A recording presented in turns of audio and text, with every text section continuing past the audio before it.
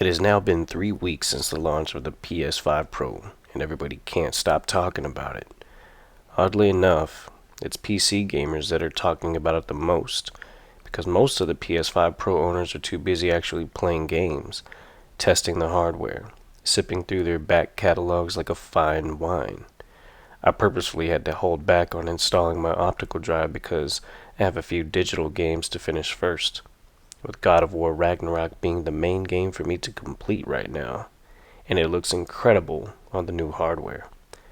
It's been a great 3 weeks, and I will have much more content coming out that will further review the P5 Pro, but I want to talk about the perspective right now in the gaming space. Here we have tech gurus, PC channels, gaming channels, all talking about the P5 Pro, the good, the bad, the noise, the frame rates, the internal resolutions, all under the PC master race microscope that they're completely entitled to, and you have to let them. It's a natural part of any ecosystem to examine a newcomer with a keen eye. You see, techies love to pick apart tech, quite literally in this sense. Teardowns of the P5 Pro reveal improvements to the liquid metal build for the system on chip, with more RAM for base functions, and a larger GPU that is barely scratching the surface of its capabilities with the newly introduced PSSR upscaling technology. The major upgrade in the PS5 Pro is in the APU. It might keep the Zen 2 CPU for compatibility purposes, but it has an RDNA 3 GPU instead of the aged RDNA 2 in the previous PS5 version, which used AMD's first generation RT accelerators. In RDNA 3, each compute unit includes a ray tracing accelerator, so since this PS5 Pro's APU has 60 CU units, it also has 60 RT accelerators. With 60 CUs, the PS5 Pro's GPU has the same CUs as the RX 7800 XT, but it isn't as powerful as this GPU given the much lower number of T-flops that Sony states for the PS5 Pro's GPU.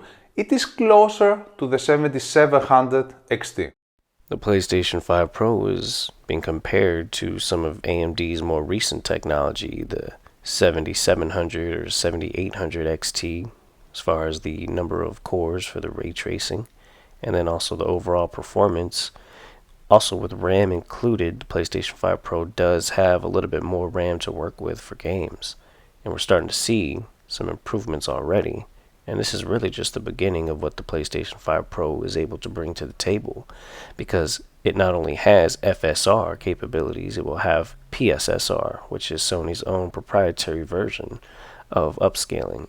And this is going to bode well for the future, and at least for the rest of this generation of video game consoles. I mentioned in a recent review of my PlayStation 5 Pro that you have to absolutely pay attention to what some of the gurus are saying right now, especially NX Gamer and Moore's Law's Dead, who seem to have basically an edge up on the knowledge of what's going on in the industry regarding graphics cards and CPUs. Let's hear what they have to say and what they were recently talking about when the PlayStation 5 Pro launched, of its capabilities and its comparisons to CPUs and GPUs within the market. Check this out. To handle other things. Did you find a couple games that proved that the CPU was less bottlenecked in same settings on PS5 than on PC, just because PC isn't as efficient? Yeah, absolutely. And I've said this before. It was Dragon's Dogma 2 is the biggest one, but I've been doing some other ones at the moment. Some videos coming up in the next day or two. I've got Dragon's Dogma 2 was one of them. Space Marine 2, Baldur's Gate 3. And I think it's all around the core benefit of consoles, and I feel like I bore everyone when I say the same thing over and over again. The benefit of consoles is the fact that, and it's one of the reasons why I was talking about the PS5 Pro before it came out, and like I appreciate what you said earlier at the start about calling it right. It's because a lot of people don't get the technology aspects unless you've written lots of complicated, data-driven, performance-related code, which is a dying art. It does generally seem to be a dying art, and games are at the top end of that, apart from like rocket science or flight, probably the fastest thing you'd need. But people don't write performance code. But when you've got a console, there's a huge amount of benefits that come from just having a single pool of RAM. So on PC, you have to duplicate everything in 2 buffers. That costs you a fortune. You've got to manage that across the CPU and obviously your PCI Express. Right. That's a headache. That's huge amounts of power gain as Because well. if I may, like, people talk about how on PC, it's like, yeah, but remember, if you have, I don't know, like, let's bring up a card that has a lot of issues now. If you have an RTX 3070, sure, it only has 8 gigabytes of RAM, but then you have 16 gigabytes for the system, and you have 24 gigabytes total, so isn't that better? And it's like, well, you actually have to duplicate half of the data, and the CPU now has to tell 2 things what to do less efficiently than if it was just unified, right? Yeah, exactly. And it's the cost of all of those things. You've got a huge amount of cost when you're just using pointers, or you've got address spaces that you've got to manage, and then you've got to keep those in cache. You've got to understand it. If you get any kind of stale caches and misses there, that costs you performance all the time. And we're seeing that all the time in PC space now. You've got a lot of people complaining about all the basics of what PS5 was fixing, which is it created a completely abstracted data management of data from disk, basically, from disk to GPU. And it took a lot of that effort away from the devs, and it made it more efficient. When you've got direct memory access that can be handled from a separate chip, your CPU can be busy doing other work that doesn't need to copy, and it just gets tapped on the shoulder and says, data's there, do you want it now? On PC, you don't get that. So on PC, as you quite rightly say, not only are you duplicating the data, you're actually having to work 3-4 times more just to move that data around. So the thing is that this is why people get concerned about saying the PS5 needs to have a 9800X. It doesn't. It never did. I mean, it's why they took out the AV12 blocks, and they don't need all that. Because if you're doing that kind of heavy workload, you pass it to the GPU because they can work in tandem, and they even have dedicated buses to handle that work outside of the main bus. So there's a lot of benefits within the PS5 and even the Series X and Series S. Sure. That PCs just don't have. And this is a major point for consoles like the Pro, because they get the most out of their components without having to overspend on parts. This doesn't make them more powerful than the PC, but it does make them more efficient. And because of the modular nature of the PC platform, components have many configurations that rely on overpowered parts to achieve their best performance, or at least the recommended specs for each game. But that is more so on the developer's fault, and not so much the PC itself. Optimization is an issue that PC gamers have been concerned about for a while now. I don't have to re-explain what these guys were just saying, but the main takeaway here is that the unified pool of RAM that the PS5 Pro has, its throughput, coupled with the focus of game development around its capabilities, makes the PS5 Pro a valuable asset for developers to streamline their programming. Developing for console first is usually what leads to a lesser utilization of the PC's capabilities. A lot of PC gamers try to say that last gen is bottlenecking the way games can look, and that's partially true. But an overall optimized game is what is the finished product, and it is less prone to bugs at launch. Take Call of Duty's latest titles, for example. They run well pretty much across the entire landscape of gaming consoles and PCs. Of course, it always helps to have a larger team of developers, and so we expect a well-optimized game from Call of Duty's publishers. Not every studio has the same luxury. Simply put, making game development easier for the developers is going to result in better finished products, and not just for PlayStations, but PCs also, which is why PC gamers should actually support the PS5 Pro's development. Switching gears here, I'd like to take a second to give props to the PC platform for basically saving the game Cyberpunk 2077. Cyberpunk is the most important game of this generation, PC and console alike. It showed us a lot about what a developer can do when they have high ambition, and also trying to cling to older gen consoles for the sake of sales and whether or not it's a good thing to do. The most cutting-edge features of graphical advancements in this generation are owed to NVIDIA's RTX graphics card lineup, as they matured into their ability to provide ray tracing and AI upscaling into games like Cyberpunk. They were the pioneers. AMD followed suit with the lesser version of it, but they did follow suit, and those things are trickling their way into these consoles now. Cyberpunk was obviously a game that was developed with a top-down approach rather than a bottom-up approach, and games developed like this should not have had a simultaneous console launch for quality purposes. But again, of course, because consoles have such a high demand in the gaming market, they cannot be overlooked, and so developers and publishers will always push to try to get these games on as many platforms as possible. And again, having stronger consoles to start with makes it a much better transition. The base model of last-gen consoles suffered the most because of the top-down approach, but a stronger range of consoles such as the PS5 Pro will enable developers to peek closer into capabilities that the PC will have, while simultaneously developing for the console. This will allow PC port launches to happen sooner and with less quality issues.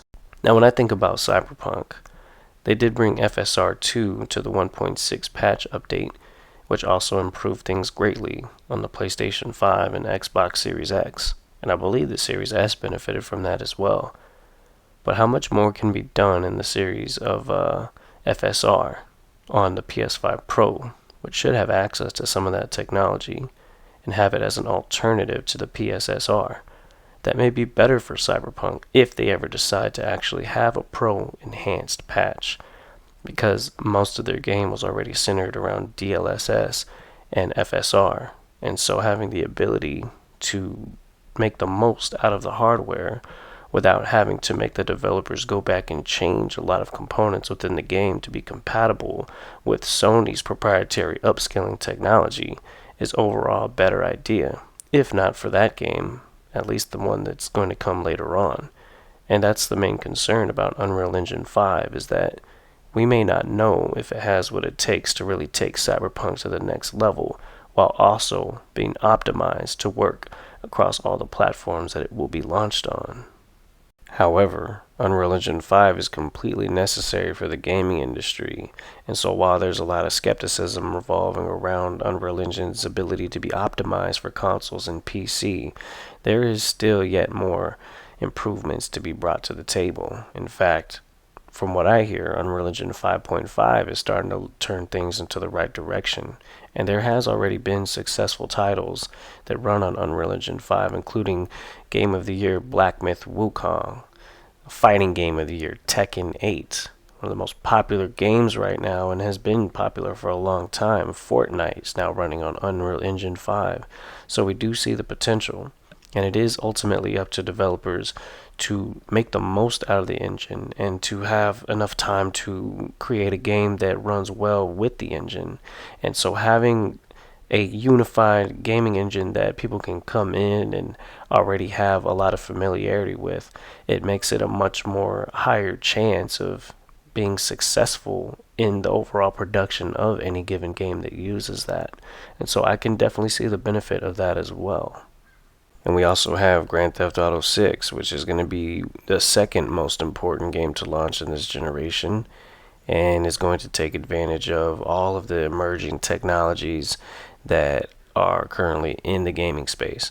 Now, of course, those highest end technologies will be introduced when the game eventually comes out on PC. However, with the 1-year head start, the PlayStation 5 Pro does have the most optimal chance to get a lot of people's attention upon its launch. And there is something that I have to mention about the electronics culture within, well, at least the United States, but also the whole world too.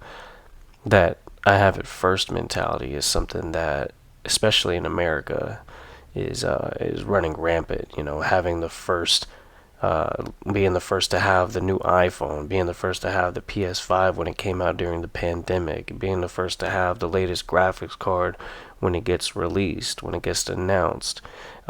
These waves tend to happen. The PS5 Pro is made waves already, and see, my thinking is, if CD Projekt Red is deciding to go with the Unreal Engine for their next project, then they definitely need to make sure that it runs at least 60 frames per second. That should be an absolute must, right? And it also needs to look good while it does. But even Cyberpunk in its current Red engine is just incredible, some of the things that have been possible on it. now already has made so many strides on console. On PS5, it looks great. On the Pro, runs with the more consistent dynamic range of resolution. It's been nice. But I'm seeing some of the PC mods that have come out that really argue their point about them being the master race. And if some of those capabilities trickle down to the console within the second half of this generation and possibly the next generation, then hey, we can all just enjoy the art, right? Because I really feel like that's what it comes down to. And you'll see some examples, especially, this is what confuses me about PC gamers. They have these mods. They have, the Dreampunk mods, the path tracing, all that enabled. And you just see tiny snippets. They don't really go and do full playthroughs like the way you want. At least not with all the mods that I've seen. If you look at the screen, you'll see it switch over to Cyberpunk at its max, right? And it's almost like it's too much for even the current hardware because they're barely pushing over 60, or maybe it's just very sporadic based off of what's going on. Maybe there's a lot of frame dips when there's a lot of action on the screen. But this is just a sample of what's to come later on, and what's already possible now on the absolute highest end PC hardware. I think that what the PS5 Pro is doing is that it's kind of poking the bear of the PC market and telling them, hey, we could go up in price and hit above our weight, and at the same time y'all's components have just gone up in price, and GPUs have maintained their cost, just like how consoles have retained their cost. You haven't seen the PS5 really drop in price like you've seen past generations drop in price. So that being said, let's actually take a look at what Moore's Law and NX Gamer have to say about the PS5 Pro's GPU. And check this out. The general consensus was like, if you optimize for the PS5 really well, I think which means push on geometry, less explosions, seem to get close to a 3070. If you really fill this thing up with explosions, it gets bogged down a little easier than a 3070. Maybe it gets closer to a 3060. Average is probably in the middle. How would you summarize what the GPU is? Because what you said about the ray tracing side of it was actually, which we would expect that to be the best part. You compared it, I believe, to like a pretty high-end GPU. Yeah, so in terms of overall quality, I mean, I think one of the things that was said online, I think one of the videos I did was that I would expect it in first-party titles to be closer to a 4060, 4070. That's the level I expect, not in ray tracing. Well, 4070, not 4060. 4060 is like so much weaker this gen. Yeah, but I think this is what I mean. You'll get games that flip-flop. That's the problem. You'll get games, if they're designed around NVIDIA's ray tracing and RTX technology, you're not going to get that level of performance. And when it comes to ray tracing, NVIDIA are so far ahead of everybody else, it's not even funny. So they're not going to compete with that level. But they are, Sony, again, it's around the fact that Sony have devised hardware that solves one of the biggest challenges that ray tracing costs, which is the traversal data of the BVH hierarchy is very expensive, and then the ray intersection is very expensive. And what they've done is they've just moved to BVH8 to try and widen that up so you have more nodes done in the same time that fit in the same wavefront on the cache. So they're parallelizing work to get better performance out of it. And then the biggest benefit that Sony have got is the developers. So I think people like Insomniac, who are probably, I think, some of the best developers when it comes to ray tracing, specifically in the console space, then they can do wonders with that, because that's giving them, they're the people where you'll see this 2 to 3 times improvement, because they're the teams that will use it aggressively. And it's because they'll manage that box very well. They'll limit what's in the BVH and what the proxy objects are. They'll manage the ray distance in terms of culling it very early on. But generally, to gamers, it'll look like stuff that NVIDIA are doing, a couple of years ago in the top end things like Cyberpunk. So I think that's where you'll see the benefit of the PS5 Pro. But in terms of just pure GPU, I think what they've said is pretty true. I've seen it in my test now. It's somewhere between 30 to 40% faster than the base PS5. And that to be fair, that was what they said. And that's what it's coming out at. But if you optimize it and you use it properly, i.e. you use PSSR, you improve the ray tracing quality, you're still going to get it. It will look artificially higher because you'll get better image quality, faster performance, and better ray tracing. So that's where it kind of pays off, and that's the design ethos behind the PS5 Pro. If you just want to run a game on it, I don't. And we're seeing this now in backwards compatibility titles. It's not a huge leap because it's not really being used properly. It's just pushing more pixels. That's really it. Yeah, I think this came up when you were especially talking about Alan Wake 2. It was like, which is a game that is brutally hard on GPUs. I think you were kind of saying, like, if you're talking about raster, if it's optimized, and again, we're not talking about ray tracing yet, it's somewhere around like a 6800 XT. If you don't optimize it, maybe 6800. But if you optimize the ray tracing, I think you said it gets to 4070 Super. So what does that mean? It depends on the game, but it's somewhere there as a lower high-end GPU if done well. If not, I mean, you're just relying on the IPC increase of RDNA 4 to kind of give you another 20 to 40%, right? I mean, which is what some devs will do or are going to end up doing. It's not doing that much, right? Absolutely. I mean, Baldur's Gate 3 has just come out, and the devs have put a patch out, and all they've done is they've taken the game and said the 30 FPS mode that was 1440p is now native 4K, and the old 1440p mode that was upscaled using FSR2 is now 1440p PSSR back to 4K. So that's a prime example of a quick win. Which is what's so crazy to me, right? Because there are some games I've tested. I guess let me get into that now before we give our final opinion on it. Like there are some games I tested, like the example you gave. Well, 4K is over double the pixels of 1440p, so that's like way stronger. And like, what's a game like? I don't know if you tested Elden Ring, but I did, and I don't know what the resolution was in performance mode before. I think it was 1440p or something, and it like sometimes dropped to 45 frames a second, generally around 60 or 55 or something. When I put it in quality, it just 4K 60 is now locked. It just doubled the frame rate, and I don't think that game's even really optimized for PS5 Pro, is it? And even with ray tracing on, it was running almost as well as the old performance mode in 4K. So there's a game where to me, it looks like they double performance despite not optimizing. But then I'll look at a game like, I don't know, I'm trying to think of like one of the worst ones was, but like, I don't know, some of them it was like a 20% uplift. And actually the worst one for me, hear me out, was Demon Souls, just because it already looks so good. Like, I just can't, it just already looks so good. So it really is just, it really depends on the engine in the game. It's everything gets an uplift, right? But it's not always as noticeable. And I think half of that's diminishing returns, and half of that is just some engines only don't scale as well with what they've done.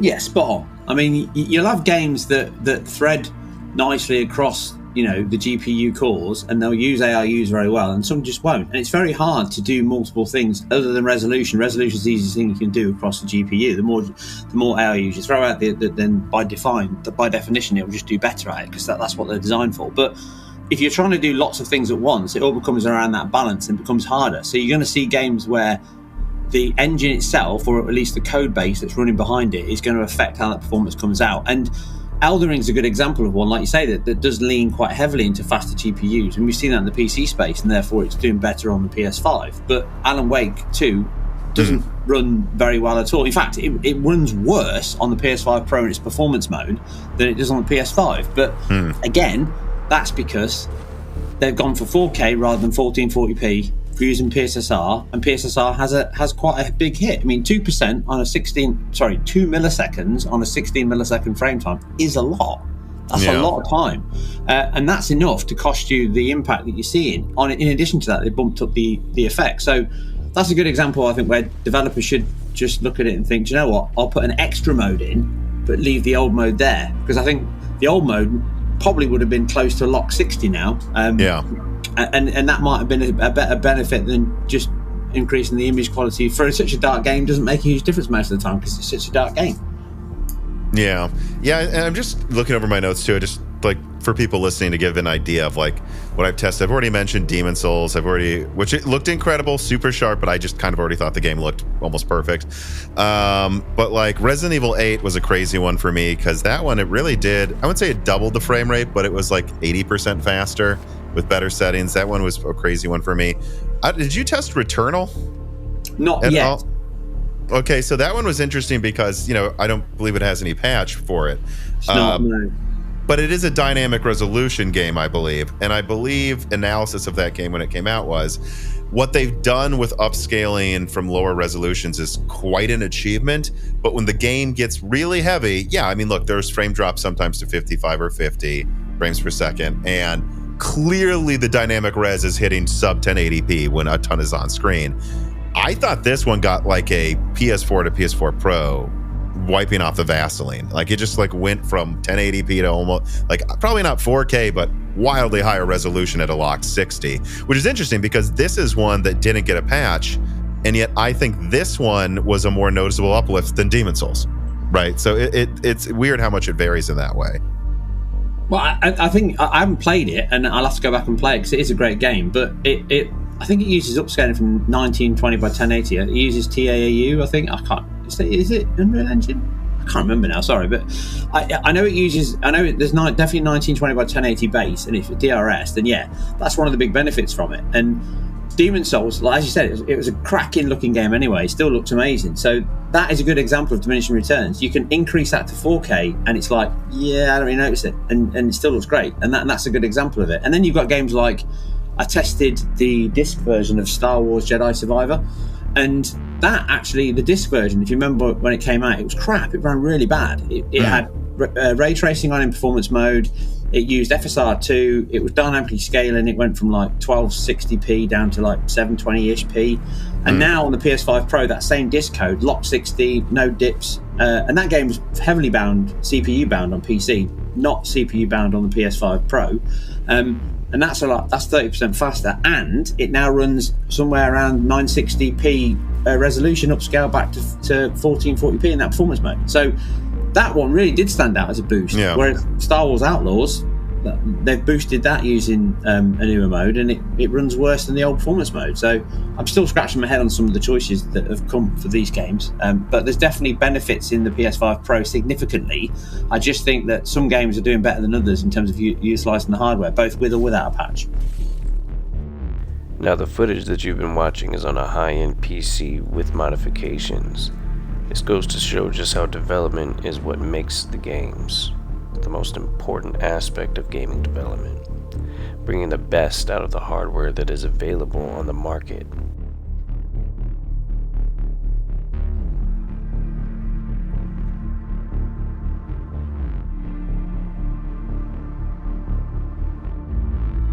There are moments of greatness shown on the highest end PCs with the maxed out path tracing graphics.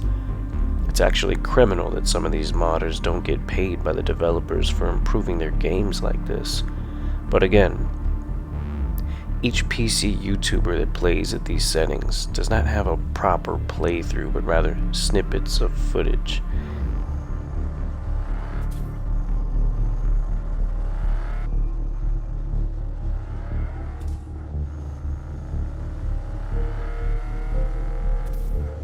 This is where the future of games are going, and you could just tell from looking at it. This is what NX Gamer was talking about. Ray tracing, and eventually path tracing, is the golden ticket for graphics. If it can be achieved in a cost-efficient console, then the standard will be raised, and it will benefit both PlayStation and PC gamers in the long run. You see, PC gamers pay a hefty premium to see things like this first, so their bragging rights are paid for, but the technology is still a beta test, and even still, multiplayer games cause PC gamers to revert back to older graphical methods like rasterization to keep an advantage in multiplayer games, so the standard is not necessarily solidified on PC, because it fluctuates based on whether or not they're playing single-player games or multiplayer games, and that's to be expected. But console gamers want the standard to be high for everyone. You see, I've been paying attention to the industry's direction, and I can tell that usually what happens on console is anytime a new technology gets introduced, it becomes the norm, and that norm is shared amongst all the other console players. We are now in the age of crossplay, where it is greatly dividing the capabilities of one player against another, and can give them advantages over another. And so very quickly do people tend to lower graphical settings for the sake of higher frame rates, but that's not how it should be. Gaming should have, at the very least, an even playing field graphically across the board, so that skill becomes the main factor in whether or not you win an online match. And that's why I was thinking about what Sony should do for the next gen console, and maybe even towards the latter end of this generation. You see, crossplay and even cross-gen has actually changed the landscape of gaming as we know it, and has caused developers to really stretch their resources thin for the sake of trying to capitalize monetarily on as many players as they can. But I think that that's kind of the issue. You see, when the PlayStation 3 first came out, and there was the promise of all the next-gen games, it was a jump that everyone had to make, because we were going from standard definition 480p all the way up to high definition. And so in order to actually play these games, you had to get the next console. But nowadays, people are still playing a lot of the games that are coming out now on older hardware, and that's actually slowing down the progression. It's causing frustration within the industry. It's stressing out developers. It's making companies really try to pinch pennies to try to get the most out of every game, instead of actually focusing on the art itself and the possibilities that can come from video game development advancement. And that's a shame. What PlayStation should do, and this is just my opinion, whether it be PS5 or beyond, is to make ray tracing a normal feature in a multiplayer game. I would prefer a military shooter in the style of SOCOM or Killzone.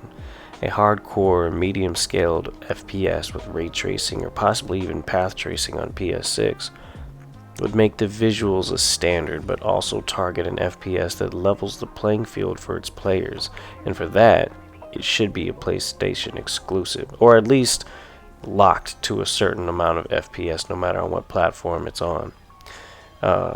So no extra frames to worry about, just a pure locked 60. Make a shooter that sets the standard higher while keeping the competition more about skill than about hardware. You see, this is what Sony has done in the past. This is what Killzone 2 did back in 2009. Though it was a locked 30 FPS game, it set a standard visually that has influenced the way shooters look today. Cyberpunk still shows room for innovation, and for CDPR to go from having the game removed from the digital storefront of PSN to having it shine on the strongest console ever made, this is a strong point to make in their story, and it's an opportunity that they probably shouldn't skip out on. No Man's Sky running at 8K on the PS5 Pro has the same effect on their legacy, and sometimes these gaming publishers should consider how their choices change the outlook of the entire industry. Games like No Man's Sky are a perfect example of how a developer can come back from the ashes and gain all the respect and adornment of the entire industry from the fans and because nobody's talking about No Man's Sky's launch anymore. Matter of fact, now they're actually complaining about getting so many free updates. It's like Hello Games has overdone it, and they have all the respect for it. And CDPR has done the same thing with Cyberpunk, with their Phantom Liberty DLC and with the constant updates that they've brought to the next gen consoles and smoothing things out even on old gen hardware. How much more of a legacy can they make for themselves if they really get things right on this game here? And who knows what's around the corner for them. But we know that Unreal Engine 5 is going to do some cool shit with the next sequel to Cyberpunk, and we just hope the best as far as its development. You see, the industry is due for another revolution. It needs to be shaken up a bit. The PlayStation 5 Pro was a step towards that revolution. When the PS3 launched in 2006, it carried with it a price that did not live up to its performance until it was properly developed for, and by then the price had dropped substantially. And so where the PlayStation 5 Pro is drawing the line is a higher line than even what the PS3 was. And what that means is that this time they want to deliver on the cost. They want to deliver on the ability of hitting above its weight. And this is a warning sign to the industry that they're coming. and they want the best technology available at the time that it gets ready to launch, whether it be 2027 or 28 or even beyond. Whatever technology is available closer to its launch is what's going to be used. And so Sony would probably be more wise in waiting and biding their time, and maybe even waiting an entire year after Microsoft releases their next gen console, just so they can wait out the technology and see what comes to the forefront later on, to really take that next gen leap at the perfect time with the right hardware, with the right developments. And AMD is definitely coming up and leading the way as far as bang for your buck hardware. NVIDIA has worked with Nintendo on the Switch, and as far as PlayStation goes, they were actually the ones that made the graphics card on the PlayStation 3, promising to have incredible graphics, and it took a while to get it right, but that was mainly because of the cell processor and not because of NVIDIA's graphics card. But you could be argued against that. The Xbox 360 had a better graphics card than the PS3 did, so NVIDIA maybe not so much good when it comes to consoles. However, I think that if Xbox were to try to work with NVIDIA one more time and to try to get a console going that would have some kind of a technological leap forward in the next gen that would make AMD kind of scratch their heads trying to catch up, that would be a good move for them. I think that what it does is it just pushes the envelope higher. I don't think that the next gen of consoles shouldn't have a mid-gen refresh the way this one did. I think it should just go for a higher price with a much more new technology that's available at the time. I feel like that would be a more natural way to go from one generation to the next, because we're going to have the PlayStation 5 Pro, which is going to be probably the main console that's going to usher in the next generation and be that, I guess you could say, cross-gen platform. Like I said, that kind of is an issue, but I think that as far as Sony going for a higher priced console that's going to be $700 or even $800, or who knows, maybe even up to $1,000 for a console, which sounds crazy, but when you think about it, PlayStations just sell. People just buy PlayStations. I think that the sales numbers for the PlayStation 5 Pro is just showing that to be true, that PlayStation fans are loyal to the brand. We don't want to play PC. We want to sit on the couch and play on a 120 hertz big screen TV, and enjoy the cinematic games that they make for us on a big screen, and maybe play some other stuff too. But we also want to be able to jump into a monitor that can go beyond 120 hertz, and the next gen PlayStation is going to have a CPU that does that. Hell, I honestly think that the PS5 Pro can go beyond 120 in some of these games, but it would just take the unlocking of developers to take advantage of that. And we'll see what happens. Like I said, it's not something that I'm expecting, but it would be something that I would tinker with if given the chance. I do have a monitor that's a 1440p monitor that goes up to 165 hertz, and I wouldn't mind trying that. I prefer to play 4K on a big screen TV, but we're kind of teetering between multiplayer games that go super high frame rates and single player games, or at least co-op games that go for really, really high fidelity with the latest technologies and graphics, and we're finding that middle ground. I'm actually kind of glad Cyberpunk didn't go for a multiplayer, because the graphics would have suffered because of that, just based off of what I've been saying in this video. And so I haven't even said it, but I'm going to say it now. PlayStation versus PC. This is a new forefront in gaming. I think that this is a new question to be asked, because one is nipping at the heels of the other. While the other is definitely a powerhouse in technology, there is the other, which is being powered by the upcoming company AMD, that is really hitting above their weight. And if there's any indication that RDNA 4 is going to be really good, the PlayStation 5 Pro is just giving a sample of some of the capabilities of that. and we have yet to see the full potential of RDNA 4 in the PlayStation 5 Pro. So stay tuned to the channel. Keep it locked in right here. We're going to have more gameplay of the PlayStation 5 Pro on all types of games. And engage in the comment section. You know, whether you have an opinion, maybe you liked the video, maybe you didn't like the video. If you have an emotional outburst, we want to hear it all, because honestly, this is what the gaming is all about. It's about the art, it's about the progression, it's about entertainment being brought to a different dimension, and that is exactly what gaming is. In fact, I'm going to leave y'all with this video here that I found that just goes to show just how video games have transcended into more than just entertainment. And I can't explain it. You're just going to have to see what I'm talking about. Shalom. Patrons, I don't know anything about video game music. Never reacted to it on this channel. So this is new. Let's check it out. Let's see what I can get. Now, here's the thing. Since I don't know this video game and I'm not really familiar with a lot of video game music world, this is going to be new for me. But I'm happy to learn. So we'll see what we can pull out.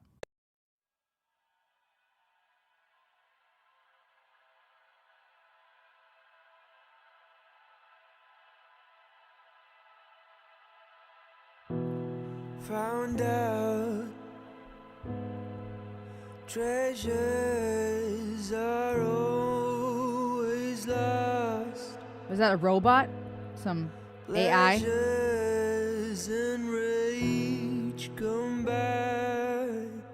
Oh wow, this is well done. I'm watching you. The heartbeat, right? Plugging it up. Life. Starting to live. Careful with your moves tonight. Oh, this is dope. I think the time is right.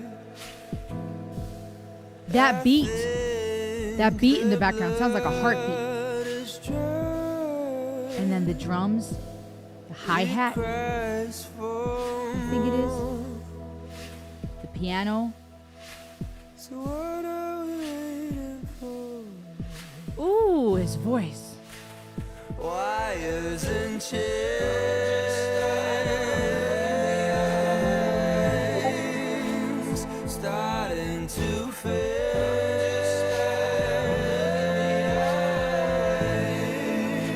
It feels like a game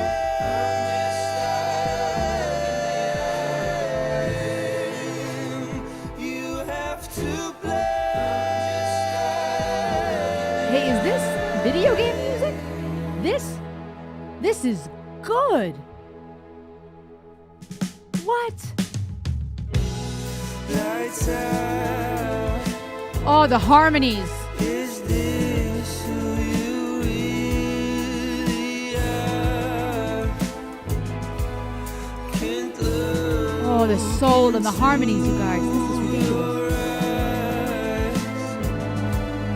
your twisted mind. Oh, It's dark, so dark. We end makes me think of Mute Math. it ends right here, right now. Please tell me you brought the end. Slide up the Ooh, the strings.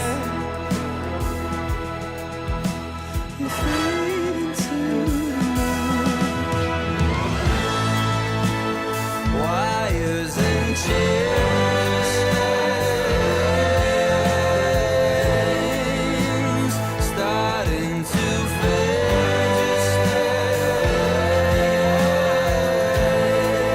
It feels like a game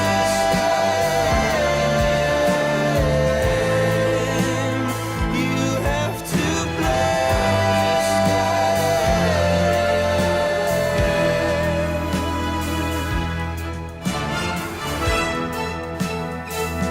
Yo, she's pulling out the plug. wires and chains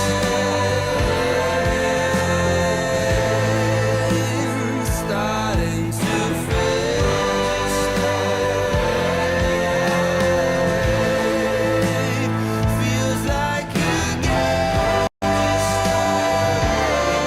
like a game, right? Video game music's fitting lingo in the lyrics.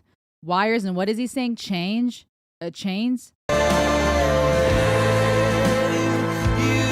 escape. That's so catchy. Wires and chains starting to fade.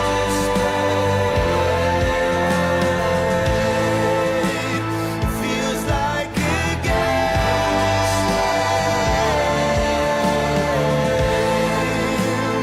You can't escape. The orchestra here, you guys, that builds up with the violin and the whole orchestra. I found out That was dope. How that went back. treasures are Back to the back of her head, that heartbeat. lost. Pleasures are long forgotten. Ooh, pleasures are forgotten. Who are you now? Wow. Oh, snap. Disconnected and walks away. Turns to walk away. Dude. Pleasures forgotten. Fitting even still with video gaming, right? We look for pleasures, chains and wires connected. Way different ways to interpret this. Fitting to video games, fitting to seeking out that pleasure, that dopamine fix, that high, right, that we look for. But then who are we when we disconnect? Who are we when we turn off the camera, when we turn off the video game? Psychologically, we could look at that as wires, chains, we're tied to different things that fuel our heartbeat, that fuel our life. But who are we when you disconnect? Who are you apart from the things that determine your identity, that when you turn it off, when you unplug the phone, the video game, like I said, the screen, the camera, who are we then? Are we going to keep breathing? Are we going to keep beating? Because those pleasures fade. Beautiful composition. I did not expect this at all. This is amazing. And that's going to do it for today's video. Now, I got some Xperia stream gameplay of Destiny Rising Alpha. And me and the crew did some raids on the Alpha. And so, really excellent mobile game that's going to really take over the mobile market once it launches. But I got some unfinished business to do on God of War, as you see right here. This was from launch day when I was downloading everything. So the gaming setup is just insane right now, you know. Pretty unorganized, but yeah, it's been a lot of fun playing the alpha for Destiny Rising. Got a lot of things to share about that, and we just gonna keep it going like that, man. Sony everything all day. Let's get it. And for those of y'all that are new to the channel, subscribe, like, you know what to do. I ain't gotta tell you to do nothing. You don't even need to subscribe, honestly. You can do whatever the hell you want. But if you decide to stick around, yeah, got some excellent content coming your way, so keep it locked in right here. Later.